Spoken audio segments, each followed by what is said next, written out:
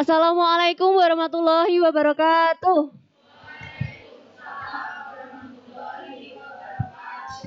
Selamat siang semuanya, apa kabar? Alhamdulillah. Salam sejahtera bagi kita semua. Om Swastiastu, Namo Buddhaya, salam kebajikan. Pada siang hari ini, saya Norman Intias Auliadini izinkanlah saya untuk melakukan komunikasi, informasi, dan edukasi mengenai cerdas memiliki kosmetik aman dan juga berkualitas. Teman-teman semua yang saya banggakan, terutama kelas 3A Farmasi jurusan Farmasi Polkesta, serta staf karyawan dosen yang telah membantu acara pada pagi hari ini, saya ucapkan terima kasih banyak. Jadi untuk materi yang pertama, kita akan menyimak tentang cerdas memilih kosmetik aman dan berkualitas. Tapi sebelumnya saya ingin menjelaskan, apa sih Duta Kosmetik Aman itu? Jadi, Duta Kosmetik Aman merupakan perpanjangan tangan dari Badan POM Indonesia untuk bisa memberikan edukasi, komunikasi, dan juga informasi kepada masyarakat awam yang belum paham atau belum mendalami mengenai kosmetik aman. Saya mendapatkan gelar Duta Kosmetik Aman Surakarta tahun 2022 pada bulan Juli tahun ini dengan mengikuti bimbingan teknis dan juga Advance Training Duta yang dilaksanakan pada bulan Juli pada tanggal 15 tahun 2022. Bisa di next, Kak. Yang pertama yaitu materi tentang definisi kosmetik menurut Permenkes atau Peraturan Kementerian Kesehatan Nomor 1176 tahun 2010. Kosmetik merupakan bahan atau sediaan yang digunakan pada bagian luar tubuh manusia, yaitu seperti epidermis, yaitu di permukaan kulit. Ada produknya yaitu pelembab kulit atau moisturizer, serta tabir surya atau sunscreen. Yang selanjutnya yaitu ada rambut. Produk yang digunakan untuk rambut yaitu ada shampoo, hair conditioner, pewarna rambut, juga ada hairspray dan juga yang lainnya. Terutama yaitu vitamin rambut. Yang selanjutnya ada kuku atau nail color. Yang selanjutnya ada produk untuk bibir, ada lipstick, ada lip balm, ada lipstick matte. Itu macam-macam ya jenisnya. Selanjutnya ada organ genital bagian luar atau feminine hygiene. Nah, pada bab organ genital bagian luar atau feminine hygiene ini perlu diperhatikan, terutama kita perempuan-perempuan cerdas Indonesia. Jika menggunakan produk feminine hygiene, diperhatikan dulu pH yang terkandung pada produk tersebut. Karena tidak semua orang itu cocok terhadap produk genital hygiene atau feminine hygiene, seperti sabun sirih yang beredar di masyarakat, itu malah merubah pH asli yang ada pada organ genital kita semuanya, sehingga menyebabkan membunuh bakteri-bakteri yang ada di situ dan menyebabkan infeksi. Jadi ini perseorangan beda-beda ya kasusnya. Kalau dari kalian aman-aman aja itu nggak apa-apa. Tapi kalau nggak ada keluhan atau masalah apapun, sebaiknya nggak usah menggunakan karena organ kita itu sesungguhnya udah bisa merawat organ sendiri gitu. Selanjutnya, Kak. Perlu diperhatikan bahwa suatu produk bukan termasuk kosmetika itu jika dapat menyembuhkan atau mengobati suatu luka, radang, infeksi, dan penyakit kulit lainnya. Jadi kalau ada klaim ini kosmetik bisa menyembuhkan jerawat, ini kosmetik bisa untuk menyembuhkan alergi, itu tidak bisa ya, itu bukan termasuk pada kosmetik, itu termasuknya kepada obat-obatan farmaseutikal. Yang selanjutnya ada disuntikan ke dalam tubuh manusia. Bila disuntikan maka termasuk ke dalam obat. Nah, kita sudah belajar mengenai kosmetika alam dan juga farmakognosi ya, farmakologi juga. Yang disuntikan itu melalui intravena, yang mana langsung berhubungan dengan cairan tubuh. Jadi itu tidak sembarangan, harus isotonis, harus bisa menyesuaikan isoton atau cairan yang ada di dalam tubuh. Karena tidak semua zat obat-obatan itu bisa disuntikan dengan bebas. Jadi harus ada aturan dari dokter atau tenaga ahli yang lainnya. Selanjutnya, Kak. Nah, fungsi utama kosmetik. Jadi kosmetik itu nggak hanya untuk mempercantik, untuk memperbaiki diri, namun juga membersihkan, mewangikan, mengubah penampilan, memperbaiki bau badan, serta melindungi atau memelihara tubuh pada kondisi baik. Untuk membersihkan, teman-teman biasanya menggunakan apa sehari-hari? Solar water, oke. Saya sebelumnya mau tanya, kalau yang cowok-cowok ini pakai kosmetik gak ya? Gitu. Saya mau tanya Kak Haris. Sehari-harinya pakai kosmetik gak Kak kira-kira? Berarti gak mandi ya? Gitu. Oh iya. Berarti sabun kan termasuk kosmetika. Jadi anggapan laki-laki tuh nggak menggunakan kosmetika itu salah ya? Karena sabun, pasta gigi, face wash, lalu ada apa? Pomade. Pomade itu juga termasuk dalam kosmetika. Yang kedua ada memamikan. Biasanya itu kan parfum atau minyak atsiri atau kita menggunakan kolon tubuh begitu ya. Mengubah penampilan bisa digunakan bedak atau misalnya cewek-cewek tuh lebih hafal cushion, foundation, discussion, terus banyak ya kalau cewek itu.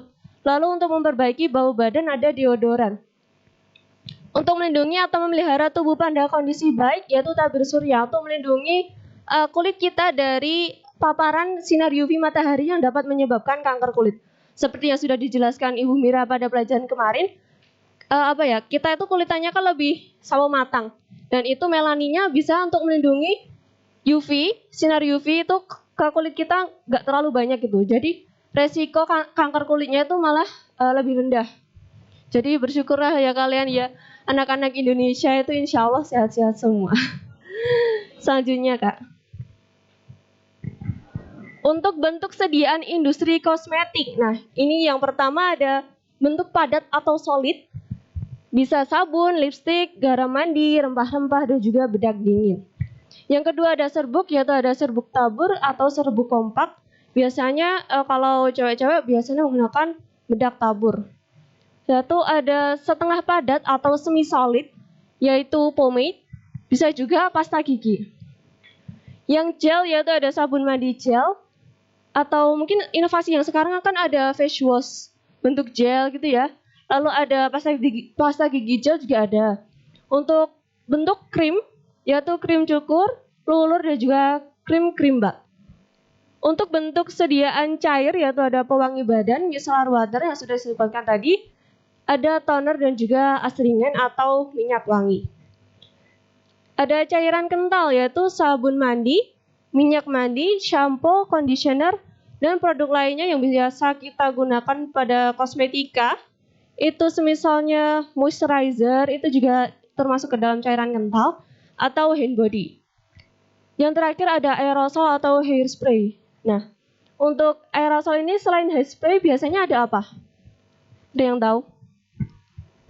Misalkan kayak face mist, lalu ada face toner yang disemprotkan itu juga termasuk ke aerosol. Lanjut Kak. Yang selanjutnya kosmetika tidak digunakan untuk mengobati atau mencegah penyakit. Nah, sudah dijelaskan di depan tadi bahwa sesuatu yang mengobati atau mencegah suatu penyakit bukan termasuk ke dalam kosmetika namun termasuk ke dalam obat-obatan. Lanjut Kak. Nah, ini untuk cara memilih kosmetika yang aman bisa menggunakan teori cek klik. Yaitu yang pertama cek kemasan, yang kedua cek label, yang ketiga cek izin edar, dan yang terakhir adalah cek kadaluarsa.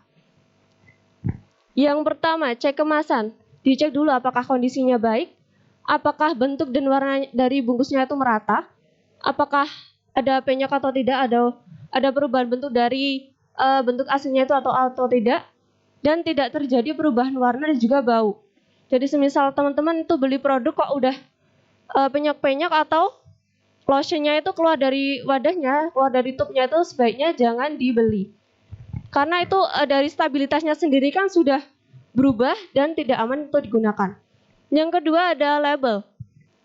Bisa dipastikan untuk informasinya itu harus lengkap, harus jelas, tidak menyesatkan, tidak mudah lepas dan luntur. Nah, biasanya untuk produk-produk BPOM yang sudah diizinkan untuk berada di Indonesia menggunakan informasi menggunakan bahasa Indonesia. Kalau semisal ada produk Korea gitu kan ada tulisan Hangul ya biasanya. Itu di translate-nya bisa diinggriskan dulu baru di Indonesiakan. Biasanya ada PT-PT tertentu yang mengedarkan kosmetika itu sudah berdasarkan izin Indonesia begitu. Yang selanjutnya ada izin edar, yaitu sangat wajib dari BPOM, ditandai dengan kode N diikuti 1 huruf dan 11 digit angka. Nah, contohnya NA 1, 2, 3, 4, 5, 6, 7, 8, 10, 11. N itu maksudnya notifikasi ya. Untuk A itu kode benua. Jadi ada 5 kode. Yang pertama itu A. A itu adalah benua Asia. Yang kedua ada B yaitu benua Australia. Yang ketiga ada C yaitu benua Eropa. Yang D itu benua Afrika dan yang terakhir yaitu E benua Amerika. Untuk yang keempat yaitu cek kadaluarsa. Ditulis dengan urutan tanggal, bulan tahun atau bulan tahun. Biasanya kan produk-produk BPOM sudah pasti ada tanggal kadaluarsanya, ada expired date-nya gitu, harus diperhatikan betul-betul ya. Selanjutnya Kak. Tips memilih kosmetik aman. Nah, yang ini yang pertama, jangan mudah tergoda iklan. Biasanya stereotype Indonesia itu kan kulit putih itu cantik, kulit putih itu glowing. Padahal enggak ya. Kita itu kayak kulit tanyatan itu juga bisa eksotis gitu loh. Enggak semua yang putih itu cantik. Pokoknya jangan mudah tergoda iklan. Yang sehat-sehat aja, yang pasti-pasti aja gitu ya. Yang kedua, membeli di tempat yang resmi. Perlu diperhatikan kalau semisal kosmetika kan sekarang di marketplace banyak ya. Maupun itu offline atau online. Offline kan biasanya di toko-toko kosmetik atau swalayan juga sudah banyak. Lalu kalau di online itu biasanya di marketplace oranye atau hijau itu harus dicek betul-betul. Kalau semisal dilihat reviewnya, kok ada yang mencurigakan atau nomor BPOM-nya itu cuma ambil dari produk yang lain. Kan ada itu penipuan, dia produknya ada logo BPOM dan ada nomor notifikasi atau izin edarnya. Namun pada kenyataannya waktu dicek menggunakan aplikasi cek BPOM, itu yang keluar malah produk lain. Semisal diceknya itu produk sunscreen, kok yang keluar malah Aqua gitu, kan itu nggak boleh. Terus kosmetika yang harus diaplikasikan oleh tenaga medis tidak boleh diperjualbelikan online. Nah, contoh kosmetika ini adalah produk pada kuku yaitu hidroquinon. Udah pernah dengar ya kalau hidroquinon dilarang diperjualbelikan bebas di kosmetika ya? Nah, itu ada jurnal kalau hidroquinon itu sebenarnya boleh digunakan, namun dengan batas tertentu yaitu 0,2% dan harus diaplikasikan oleh tenaga medis. Gitu. Lanjut Kak. Nah, ini adalah aplikasi untuk mengecek nomor notifikasi izin edar. Bisa mengecek produknya dengan cara scan produk, yaitu fitur BPOM Mobile. Teman-teman nanti mungkin sekarang juga bisa sih mendownload fitur BPOM Mobile ini di App Store maupun App Store sama pokoknya App Store gitu ya. Terus di fitur BPOM Mobile ini yang pertama, yang ini ada scan produk. Biasanya di depan ini bisa langsung menyekan produknya gitu ya. Saya bawa produk tapi habis saya dipakai. Nanti bisa dicek ya. Nanti langsung keluar nanti tube-nya itu berapa mili, tahun keluarnya itu berapa, namanya apa, indikasinya apa, lalu kandungannya itu apa saja, PT yang mengeluarkan itu siapa gitu ada. Terus yang kedua ada pengaduan untuk melaporkan keluhan atau masalah produk. Dan yang ketiga ada cek izin edar untuk mengecek apakah izin edarnya itu udah sesuai atau belum. Apakah produk atau bahan makanan itu udah BPOM atau belum melalui pencarian nomor izin edar, nama produk serta nama produsen. Yang keempat ada berita, isinya itu berita up to date untuk pengawasan obat dan makanan. Semisal kemarin baru-baru ini BPOM mengeluarkan artikel bahwa es krim merek tertentu itu ditarik dari peredaran pasaran karena mengandung minyak babi begitu. Jadi teman-teman kalau semisal ketemu produk yang belum lazim, yang belum terbiasa ditemukan di kehidupan sehari-hari itu mending hati-hati ya. dicek dulu BPOM-nya, dilihat dulu kadaluarsanya, indikasi sama kandungannya itu apa aja gitu. Biasanya kalau yang berbahaya itu emang minyak babi sih. Lalu ada riwayat scan. Nah, informasi riwayat scan atau pindai 2D atau 3D barcode pada produk. Nah, di BPOM Mobile sendiri ada dua, yaitu barcode-nya matriks dan juga 2D. Untuk riwayat scan ini biasanya nanti disuruh untuk login akun menggunakan email gitu ya. Untuk yang terakhir yaitu informasi link aplikasi lainnya di Badan POM yang dapat digunakan masyarakat. Jadi di fitur BPOM Mobile ini kayak satu untuk semua, udah lengkap. Semuanya nanti cari produk apa, izin edarnya bagaimana, terus cara pelaporannya itu bagaimana gitu ya. Untuk icon-nya sendiri yang itu BPOM Mobile, warna biru dengan logo BPOM ya. Lanjut Kak. Ada tips untuk menggunakan kosmetika. Yuk lanjut. Yang pertama, sebelum menggunakan, baca dengan teliti terlebih dahulu informasi pada label, meliputi kegunaan, cara penggunaan, keterangan, dan peringatan yang tercantum dalam penandaan. Nah, semisal teman-teman ada alergi terhadap suatu zat kosmetika tertentu, harus dicocokkan dulu. Apakah untuk jenis kulitnya itu cocok atau enggak gitu ya. Untuk yang kedua, perhatikan isi produk. Cek apakah warna isi kosmetika itu berubah, apakah isi kosmetika itu berbau tengik, ataukah bentuk isinya itu menggumpal, encer atau berubah. Biasanya stabilitas berubah itu udah bahaya banget. Dan yang terakhir, pastikan kondisi kosmetika dalam keadaan baik. Kembali lagi ke teori ceklik. Tadi apa yang C? Ceklik K? Kemasan. L? I? Yang terakhir K? Kadaluarsa. Oke, tepuk tangan dulu yuk. Pada inget-inget ya, yuk lanjut Kak. Yang ketiga itu gunakan aplikator kosmetika yang bersih. Kalau produk kosmetika biasanya lipstick made itu ada aplikator untuk dioleskan ke bibir. Dan itu perseorangan jangan digunakan untuk bareng-bareng ya, satu orang aja gitu. Kalau semisal udah kotor, ganti lipstiknya aja atau beli aplikatornya sendiri, itu di pasaran udah banyak. Yang keempat, jangan gunakan kosmetika milik orang lain atau bersama. Nah ini, kalau semisal ada orang yang berjerawat, menggunakan produknya dengan orang yang nggak berjerawat, itu bisa kemungkinan bakterinya itu terpindah gitu loh, terkena di permukaan epidermisnya, nanti bisa menyebabkan acne juga gitu. Yang kelima, jangan mencampur atau mengencerkan kosmetika kecuali sesuai instruksi. Nah, ini siapa yang suka nyampur face wash sama air? Atau pasta gigi dengan air, kadang itu ada kan? Jangan ya, itu nggak sesuai penggunaan, malah berbahaya. Atau semisal itu, pernah dengar artikel nggak boleh gunting kemasan sunscreen gitu-gitu? Itu juga nggak boleh. Kalau semisal hand body atau tup itu loh, kan nanti kalau udah diginiin nggak keluar tapi digunting masih ada, itu nggak boleh. Stabilitasnya udah beda gitu loh. Nanti kalau kena kena kontaminasi dari udara luar, itu udah beda gitu loh, malah bahaya. Mending kalau sekiranya udah habis ya udah dibuang aja ya, daripada resiko. Yang keenam yaitu jangan gunakan kosmetika di area mata kecuali untuk kosmetika yang digunakan di sekitar mata. Nah, area bawah mata ini merupakan area yang vital, yang sensitif banget. Memang itu tuh relatif lebih tipis daripada kulit yang lain.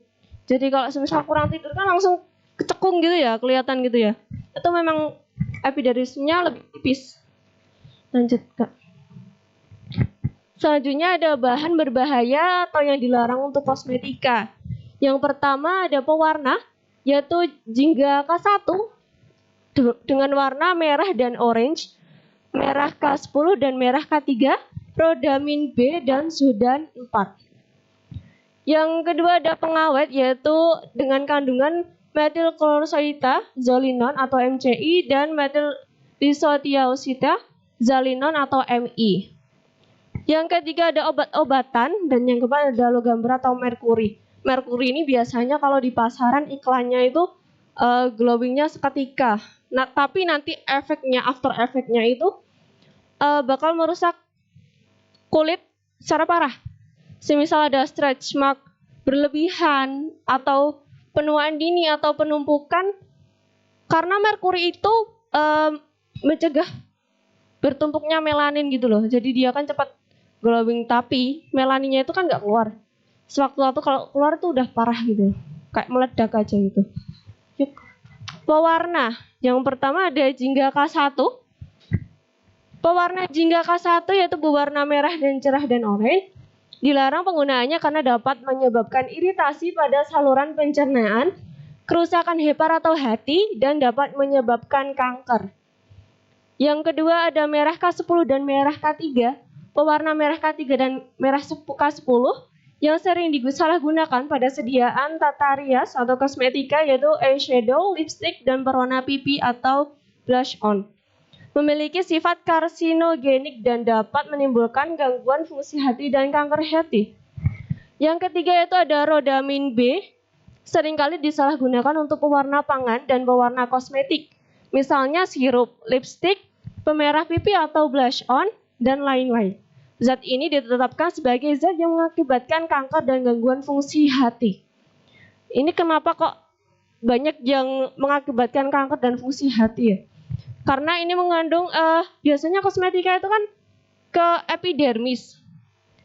Zat-zat racun kan biasanya yang menetralkan itu hati ya. Nah, makanya yang biasanya yang kenanya itu hati. Dan 4 yaitu pewarna plastik dan bersifat karsinogenik. Karsinogenik itu kanker. Nah, juga. Yang selanjutnya ada logam berat. Ini merkuri ya. Kosmetik pemutih kulit dengan merkuri anorganik telah digunakan untuk menekan produksi melanin. Produksi melanin dalam kulit itu padahal seharusnya dibiarkan untuk berkembang secara alami. Malah ini dihambat gitu. Merkuri anorganik digunakan dalam sabun dan krim pencerah kulit. Senyawa merkuri organik digunakan sebagai pengawet kosmetik dalam riasan mata, produk pembersih dan maskara. Produk pembersih biasanya ada di micellar water atau toner atau milk cleanser ya. Untuk efek merugikan yang lain yaitu merkuri anorganik yang terkandung dalam sabun dan krim pencerah kulit adalah kerusakan ginjal. Perlu diperhatikan untuk semuanya yang ada di sini. Kalau milih kosmetik, diperhatikan dulu kandungannya itu apa saja. Lanjut. Nah, ini ada pelaporan efek samping yang tidak diinginkan atau efek samping menggunakan aplikasi Eskos BPOM. Jadi jika teman-teman punya masalah kok ini udah terdaftar di BPOM tapi kok efeknya begini-begini gitu. Misalkan kulitnya malah lebih menggelap ataukah malah beruntusan parah. Jadi gini, kalau teori menggunakan eksfoliasi terus beruntusan parah itu toksiknya keluar, itu salah ya. Itu berarti dari awal udah salah dulu.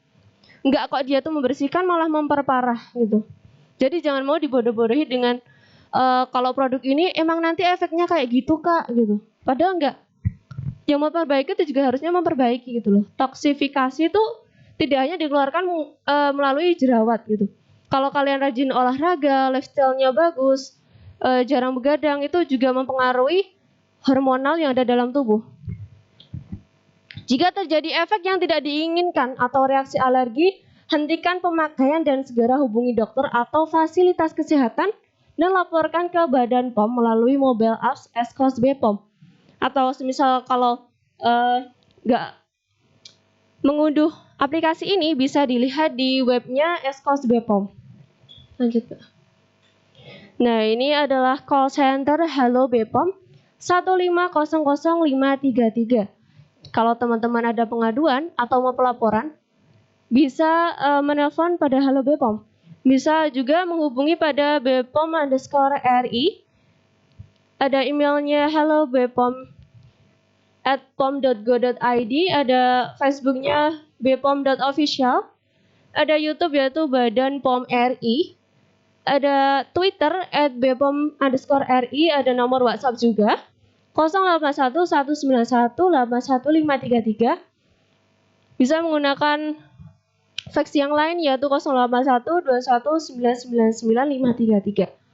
atau mengunjungi website dari BPOM yaitu www.pom.go.id gitu. Oke, terima kasih. Do you have any questions? Jadi kalau teman-teman mau beli kosmetika harap diingat ceklik tadi ya. Pokoknya dimanapun. Kalau semisal sachet-an juga dilihat apakah ada rongga ataukah bentuknya sediaan itu kayak kalau disentuh itu kok gerejel-gerejel itu juga nggak boleh. Jadi pelaksana dari Duta Kosmetik Aman ini adalah @ditpmpu_OTS_KKOS. Dan instansi yang menyeleksi saya waktu duta adalah Lokapom Surakarta. Mungkin teman-teman kalau di Surakarta bisa mampir ke kantor Lokapom, misal tanya-tanya tentang kosmetika atau tentang jamu juga nggak apa-apa. Mungkin ada pertanyaan teman-teman atau mau cerita tentang pengalaman beli kosmetik terus salah apa tau nggak cocok gitu kan sayang banget gitu ya. Di sini ada yang perawatan gitu nggak? Nggak ada, masa nggak ada? Untuk perawatan sendiri kan biasanya di klinik dokter ya. Bedanya kosmetik yang beredar di masyarakat dengan dokter itu kan dokter meracik sendiri. Nah dalam perizinannya itu biasanya BPOM tidak usah pakai BPOM nggak apa-apa kalau yang dokter karena tidak diperjualbelikan secara umum atau dosis besar gitu di pemasaran yang luas gitu. Bisa dilihat juga di IG Dr. Mita spesialis kecantikan itu membahas banyak sekali tentang hal-hal umum yang terjadi di masyarakat. Kalau ada masalah apa gitu. Kosmetika biasanya kan infeksi atau apalah. Kalau biasanya cewek-cewek suka bermasalah tentang kosmetik apa? Atau sulit dalam menentukan kosmetik aku butuh yang mana gitu nggak sih? Iya ya. Kalau kakak itu manggut-manggut masalahnya apa kak? Bisa pakai mic? Ayo nggak apa-apa. Share aja nggak apa-apa. Nggak apa-apa. Ayo kakak. Apa di sini sama saya nggak apa-apa? Ya cerita aja nggak apa-apa. Santuy. Perkenalkan nama dulu. Baik, izin memperkenalkan diri. Nama saya Fiska Febri Fikri dari kelas 3A Farmasi.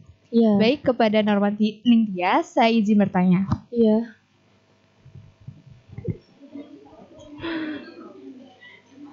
Yang mau video silahkan, nanti bisa di tag IG saya sama Lokapom. Nanti saya repost di IG nggak apa-apa.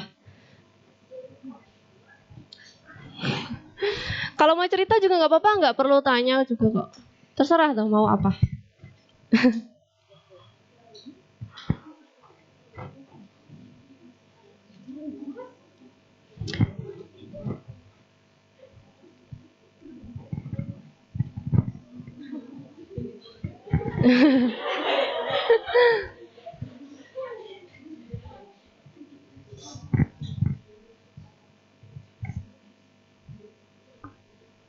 Iya, baik, izin bertanya. Waktu itu kan saya pernah beli toner. Iya. Nah, kebetulan kulit saya itu berjerawat dan berminyak. Dan saya pernah lihat di apa sih? Indikasi bahan, kandungan bahan. Benar, itu tuh cocok untuk orang yang berjerawat dan berminyak. Tapi pas saya gunakan itu tidak cocok. Terus itu bagaimana ya? Oh ya, ini bisa banyak kemungkinan ya. Kalau semisal kosmetik itu kan mirip-mirip kayak pharmaceutical. Kalau dicampur ini nggak boleh, campur ini nggak boleh. Misalkan niacinamide atau habis eksfoliasi terus dikasih niacinamide itu kan nggak boleh ya. Karena kulitnya itu rentan epidermisnya itu udah terkelupas gitu loh, udah tereksfoliasi, udah terbuang kulit matinya kan. Langsung kena di dalam kulit. Itu kadang nggak boleh ya. Kalau toner semisal indikasinya udah tepat untuk yang berjerawat, itu bisa juga kandungan alkoholnya terlalu tinggi. Jadi yang ada etol-etol phenoxyetol atau butanol atau etanol itu kan juga bahaya ya. Alkohol itu keras gitu loh. Jadi cari biasanya yang less alkohol, less pewanginya juga, sama less apa ya, SLS, nah itu juga lauryl sulfate. Nah itu biasanya. Itu Kak. Terima kasih. Iya, terima kasih Kakak.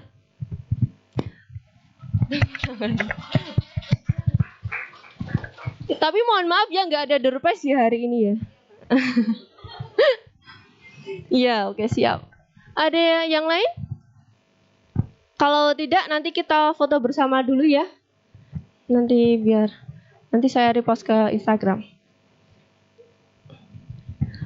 Baik, mungkin itu saja dari saya tentang cerdas untuk memilih kosmetika aman dan juga berkualitas. Saya Norman Indias Oladini sebagai Duta Kosmetik Aman tahun 2022 berharap pada teman-teman semuanya agar bisa menjadi milenial yang cerdas dalam penggunaan kosmetika. Jangan sembarangan, jangan impulsif. Kalau udah cocok satu produk itu ya udah itu aja. Kalau mau coba-coba itu ya dilihat dulu kandungannya gitu ya. Soalnya kalau coba-coba kadang dulunya udah cocok, pakai yang lain kok malah tambah parah. Tuh bahaya sih. Kan ruginya di kita juga. Itu dari saya. Terima kasih atas perhatiannya semuanya. Burung pelikan, burung cendrawasih. Cukup sekian dan terima kasih. Wassalamualaikum warahmatullahi wabarakatuh.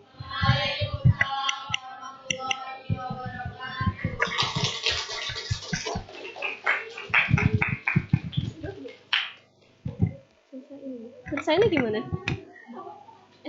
Bisa di-save gak sih?